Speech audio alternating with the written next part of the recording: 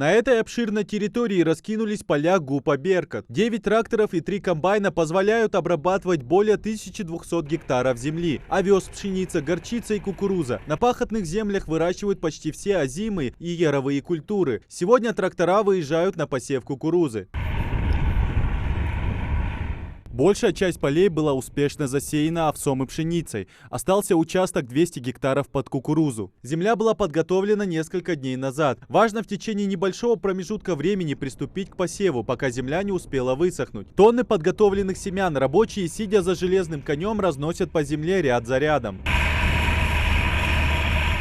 Всего одной только кукурузой в этом году планируется засеять около 200 гектаров. Аграрии планируют управиться к 1 мая. Семена закупают в соседнем регионе и только предварительно подготовленные. Хороший сорт с Краснодарского края закупленный. Вот. Аллах даст, будет хороший урожай, надеемся.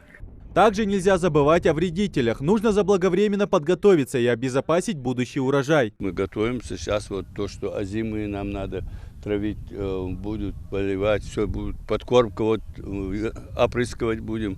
Зимнюю, озимую мы подкармливали удобрением, это сам, конечно.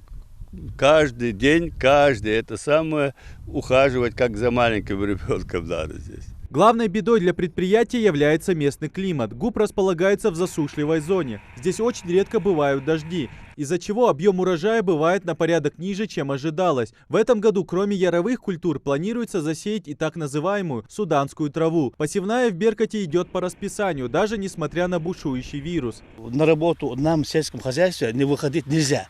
Мы работаем в штатном расписании. Нам надо отсеяться до 1 числа яровой сев. Потом следом даже до конца сева начнется опрыскивание озимого начнется.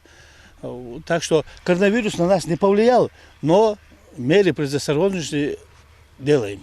После окончания посева кукурузы и суданки времени у работников на отдых практически нет. Нужно основательно подготовиться, ведь летом начинается самое трудное – уборка зерна. Если ничего не помешает планам аграриев, урожай будет на порядок больше по сравнению с прошлым сезоном. Идрис Ижиев, Магомед Белакиев, Новости 24.